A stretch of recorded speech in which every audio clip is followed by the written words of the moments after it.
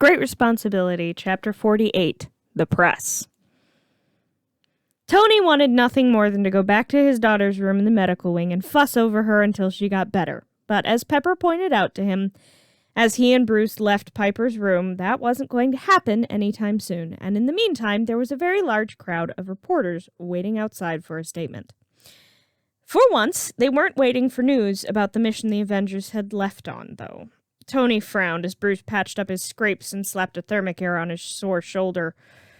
The inventor was busy flicking through the news channels. Nearly all of them had something to say about the Iron Lass, as they were calling her. Tony swore lightly and rubbed his temple. Bruce dropped 2 Tylenol in his hand, then pointed to a water bottle on the counter before heading back to Piper's room. Tony downed the pills and took a deep breath. The reporters could wait another 5 minutes. He went back to his room and changed clothes. When he opened his door, he swore. Natasha was standing there in a black pantsuit, her hair looking perfect and determination in her eyes. He looked her up and down before raising an eyebrow. "Natasha, what are you doing?" She looked at him condescendingly. "Helping you. I know what you're like with reporters, and if you pull another I Am Iron Man today, I will have to kill you as a favor to my favorite niece." Her smile was sweet but deadly. Tony shuffled back a step. "What do you mean?" "You can't keep your mouth shut when it matters, Tony. Not about things like this. You can't go telling everyone that she's your child. Not yet. She's not ready for that." Tony nodded. Natasha was right. Piper had been through enough in the past few days. She followed him down to the front doors of the tower. The reporters turned to the doors as they opened. Tony Stark stepped out of the building, followed closely by Natasha. They gathered in a close circle around the slightly bruised Stark. He sighed and cleared his throat as the cameras began to flash. "I'm sure you've all heard or created different versions of the events that took place here at Stark Tower less than 2 hours ago. At present, we do not know what the creature that attacked was, only that it referred to itself as Venom. The creature has been destroyed. I will now take a couple of questions from the crowd." A tall, shapely blonde woman raised her hand, and Tony nodded at her. "Is it true that the girl seen flying into the upper floors of Stark Tower using your technology is in fact your child?" Tony sighed. Natasha glared at him. He took a deep breath. "At this time, I cannot confirm or deny any of the rumors that have been circling for years about me having a child." Natasha sighed to herself. Good. He hadn't done anything stupid. She should have known it was too soon to say that. "However, if it were true, I would have kept it from the general populace, so my kid could keep her normal life instead of being hounded by press at every corner. So yeah, the thing that attacked is gone. Talk to S.H.I.E.L.D. if you want to know more. No more questions." Cameras flashed as Natasha slapped her hand to her forehead and slowly massaged her temples. She really should have seen this coming. Norman Osborn was furious. Venom had been under his nose the whole time. His own son playing host to the symbiote. How had he missed it? He clicked off the TV. Stark was an idiot. He had basically outed his daughter without ever mentioning her name. He straightened his tie and looked down at his phone. S.H.I.E.L.D. had called him 10 minutes ago, letting him know where his son was, and that he would be staying on S.H.I.E.L.D. property overnight as a precaution. No one else knew what had happened at Stark Tower, only the Avengers, Fury's little team, and Piper. Piper Parker was a sweet girl and smart as a whip, but he doubted that she would connect Venom to him. There was nothing to connect it to him, save that Harry had been its host. The Spider-Man. His son had been the Spider-Man. He steepled his fingers in front of his face. The symbiote was out of his reach for now. But he couldn't help but think that maybe that wasn't forever. He sighed and picked up his phone again. He needed to make sure no one else found out about Harry's extracurricular activities. Tony was back in his lab, staring at the USB in his hand. He flipped it over again and again. The secret to why Richard and Mary Parker had left Piper with her aunt and uncle were on this USB. The reason why they died, and maybe evidence enough to put away their killer for life. It was quite the responsibility. He sighed and plugged in the USB. Jarvis, keep this on my private servers and keep it under my encryptions for now. I need to go check on Piper. Of course, Mr. Stark. Tony stood and left. When Tony returned to Piper's room in the medical wing, Bruce was checking her temperature. He smiled and nodded at Tony. Piper was sound asleep. MJ was still in the waiting room, curled up in a chair. Pepper, sitting next to her. Tony smiled at his daughter. Bruce stepped over to him. She's gonna be fine, Tony. She had a cold when all this began. I wanted to make sure that the antibiotic was knocking it out.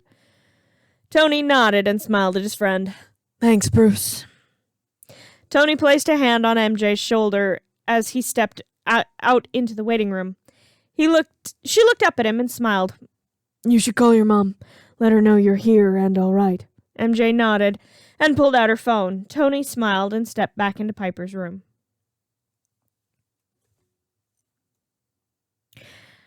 Chapter 49, Back on Their Feet. Tony kept Piper out of school for a week. Eddie, MJ, and Sam brought her homework nearly every day. That was an interesting conversation when Sam showed up in the lobby of Stark Tower with a bag of books and chocolate. Tony had hovered throughout his entire visit with no clue that this was the same kid he'd nearly offered a job to the other day after finding out he had saved his daughter. Piper laughed her head off when he showed up looking scared and explaining that Eddie had been called out by the bugle and that MJ had begged to come with him, so they'd asked him to take her the work for the day. She'd had a smile on her face for the rest of that day.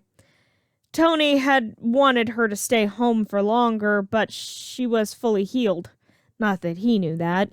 He thought she was still recovering. He didn't know about her accelerated healing. But Pepper had diverted him for long enough for Piper to slip out and into the black Audi Natasha had decided she was driving today. Piper wouldn't be surprised if it never moved from the parking lot. The school was clean, and there was a new wall around the janitor's closet near Piper's locker. Eddie spotted her and grinned, slipping up to her locker. Hey, you, how's the cold? Piper grinned. Eddie had come up with that idea, and Piper had tackle-hugged him when he made it. She was so sure she was going to be completely outed after this incident. The press was still trying to figure out the mystery of the Iron Lass, but so far, Pepper had put out the fires and kept the real press off her back. The National Enquirer had claimed that she was the illicit love child of Iron Man and the Black Widow. The Weekly World News said that she was actually Captain America's kid with Pepper. The Onion said that she was a lab experiment made from samples of all the really attractive people Tony had ever slept with and his own stem cells, so that he could have an attractive, smart baby. That was her favorite of the theories so far. Sam had brought her a bunch of them so he could read them to her in her med center room. She decided after that it was a good idea to tell the team what was actually going on, but only after swearing them to secrecy. Tiger had been a bit apprehensive but upon hearing the full story became fiercely protective and behind her cause, but wouldn't explain why. The others had rallied behind her as well, and they were all still talking about what could be on the flash drive. Tony was still decoding it. Her parents had been so intelligent, Tony was having too much fun trying to decode it. Feeling much better, actually. They passed by Principal Coulson's office. The man peered out from behind the curtain and sighed. He turned back to the man sitting in the chair across from his desk. I honestly have no idea, Director Fury. She's different from the other teens. I gotta say that's probably because of her adoptive father. She's getting the others to act more like kids out of uniform and more like heroes on the streets. Still not sure she'd be the best leader for the team, though. I still think Danny might be better. Director Fury shook his head. She's good for the team. They aren't soldiers, they're children. We knew that when we took them on. But they were becoming soldiers too fast. They need to be kids while they still can. She reminds them of that. But she also reminds them that you get hit, you get back up. Coulson nodded slightly as he took his seat in the office across from his boss. He pulled out a folder. So, about that budget. Harry Osborn was still out of school. A tutor had been visiting for the past week or so. With his homework, MJ had tried to come visit, but his father had denied anyone entrance for a while. He'd been checked over by so many doctors that he couldn't count them anymore. No one would even tell him what they were looking for. Shield had given him a clean bill of health, but sometimes at night he would still wake up in cold sweats, terrified of every shadow. One of the doctors had prescribed him an antipsychotic. Another had suggested anti-anxiety medication. Norman Osborn threw the prescriptions out. Osborns don't need that kind of thing. Osborns aren't anxious. Osborns aren't psychotic. Osborns don't do things wrong. According to the press, Harry had been pulled out of school because Norman was concerned about his safety at public school for now. Harry had no word on when, or even if, he would be going back. He didn't have a phone anymore. Well, not one that wasn't being monitored every minute. Same with his computer. But he hadn't used them anyway. He wanted to talk to Piper, desperately wanted to explain his actions, but he couldn't. He couldn't tell her that the symbiote had blown his feelings for her into something obsessive, something dark, something toxic. He couldn't tell her that he still loved her. He couldn't face her. He had hurt her. He couldn't face her. He wondered if he'd ever get the chance to talk to her face-to-face again as he deleted his latest try at an email to her. Piper whooped as she dove through the clear night air. Sam laughed as he circled, and they raced around the block. Piper landed hard on the roof, rolling back to her feet in an instant, sending a web line to the next roof, landing in front of the robber. He dropped the bag and tried to take a swing at her, but she caught his fist and twisted, forcing his arm up his back and webbing it to him, before sticking his other hand to his back. She tossed him to Nova, who caught him deftly and held him by his feet, recommending that he didn't struggle, as Piper scooped up the bag and tapped her comm watch. "We got ours!" Luke laughed, holding up the other robber, who looked out cold by his shoulder. Got him. Piper smiled. All right, back to the bank then. Luke nodded and hung up. They got back about 10 minutes later, leaving the robbers for the police. This was a bit below Shield's pay grade. Then they dropped by Delmar's for snacks.